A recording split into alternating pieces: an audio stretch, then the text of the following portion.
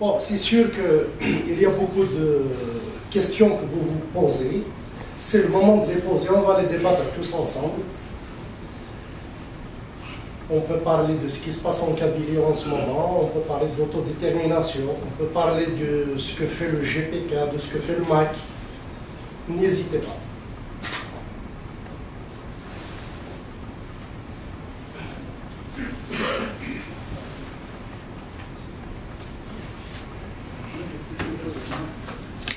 Suite au sinistre qui vient d'avoir lieu en Kabylie, c'est-à-dire la chute de neige impressionnante, est-ce que les membres du MAC arrivent à faire la jonction avec disons les groupes de village? Oui.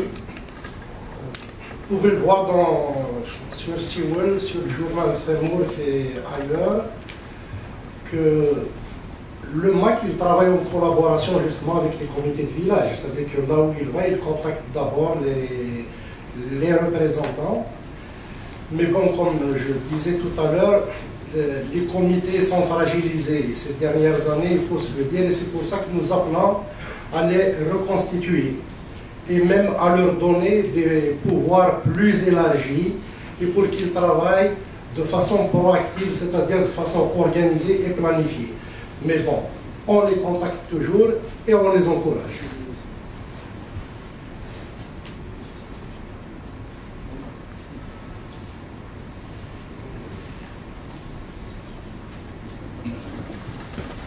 السلام مرحبا يا سيدي مرحبا سيدي انا فرحان بالسلام وكنتخبر السنه هذه كان عندنا نار نولى بليك لو ماك نار الجي بي كا يخدم beaucoup de diplomatie أقولنا كاين كورا زعما زغنا عندنا نار لا كوميونيتي انترناسيونال سمحتي سند وين الطلبه وين الطلبه كل سوق بعيد تنمير تاعك pour vraiment être honnête, c'est la question kabyle a gagné énormément de sympathie à l'échelle internationale. Elle a gagné pour plusieurs raisons. Parce que, d'abord, elle est pacifiste. Et moi, je n'ai jamais rencontré quelqu'un, depuis que je suis dans cette mouvance, c'est-à-dire dans le combat pour la Kabylie, qui m'a dit que, mais qu'est-ce que vous faites? C'est pas juste. Tout le monde dit que c'est vraiment légitime. C'est très légitime que vous êtes un peuple, vous avez votre culture, vous avez votre langue, vous avez votre propre vision de l'avenir. Mais bon sang, mais pourquoi vous ne pouvez pas vivre dans votre culture? Comment ça se fait qu'aujourd'hui, dans nos villages reculés, nos enfants apprennent l'arabe? C'est vraiment inadmissible. Et pourtant, on ne demande qu'à être algérien. Et nos ancêtres l'ont montré. Moi, quand je vois le parcours de Hossein Ahmed, je suis vraiment sidéré. Je me dis, mais c'est vraiment un Mandela de l'Afrique du Nord. Mais aujourd'hui, regarde, il ne peut même pas vivre dans le pays pour lequel il s'est sacrifié. Et tout ça, les gens qui s'intéressent donc à ces cultures, au peuple, à la liberté des peuples, ils le savent, ils sont au courant. Donc, les députés, par exemple, en Allemagne, ils nous ont bien reçus. Ils ont interpellé le gouvernement allemand, qui a officiellement demandé des explications au gouvernement algérien. Mais, simplement, il ne faudrait plus qu'on dissout le combat pour la Kabylie dans autre chose. C'est-à-dire, le combat pour les Imaziens, c'est bien, mais nous, comme les Arabes, ils ont beaucoup de pays. Ils en ont, je ne sais pas, une vingtaine, 23 pays. Mais pourquoi pas Imaziens n'aurait pas 40 pays? Voilà, donc notre combat est juste, il est légitime, il est soutenu par tous les gens de bon sens. C'est à nous maintenant de dire au monde clairement ce que nous voulons. Et ça, il ne peut pas le faire à notre place. Voilà.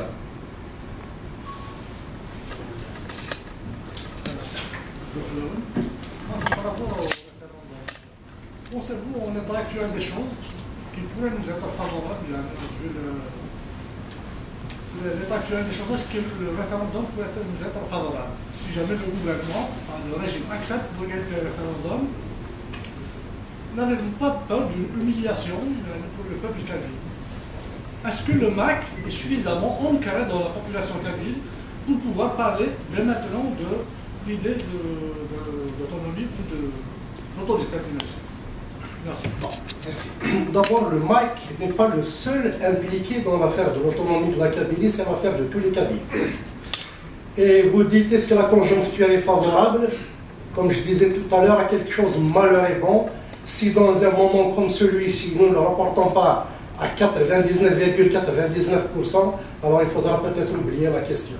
Le climat est très favorable aujourd'hui et il faut insister sur ça parce que justement, ce gouvernement, à part les tirs des militaires, à part les incendies, les kidnappings, ces intempéries ont tout révélé. Et le monde entier est en train de regarder ça et c'est le meilleur moment pour que le monde entier nous entende justement parce qu'il s'agit de vie humaine qui tombe chaque jour. À mon avis, j'imagine que c'est l'avis de tous, la période est vraiment favorable.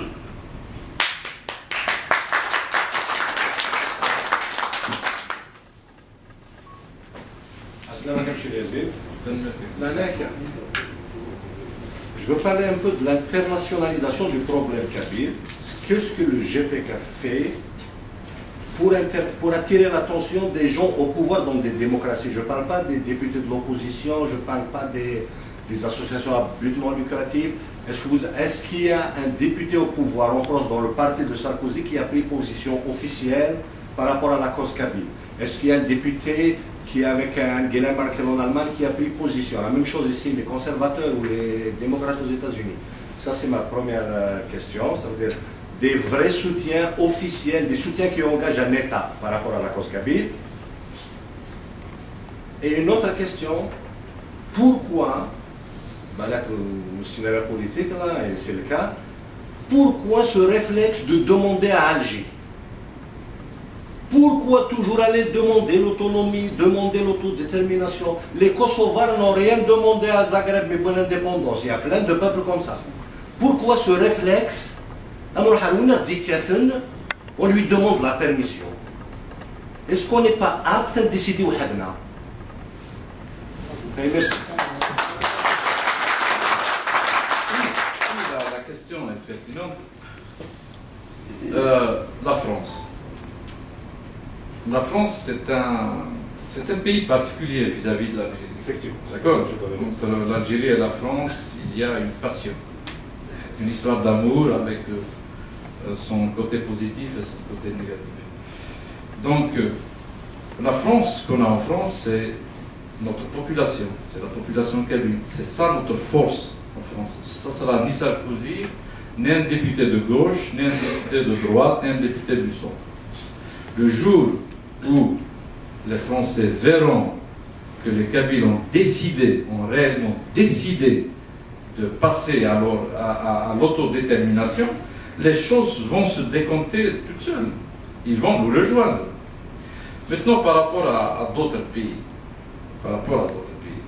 mais quand l'opposition soutient le GPK, soutient le mouvement pour l'autonomie de la Kabylie, quand elle soutient notre démarche, mais c'est un acquis extraordinaire.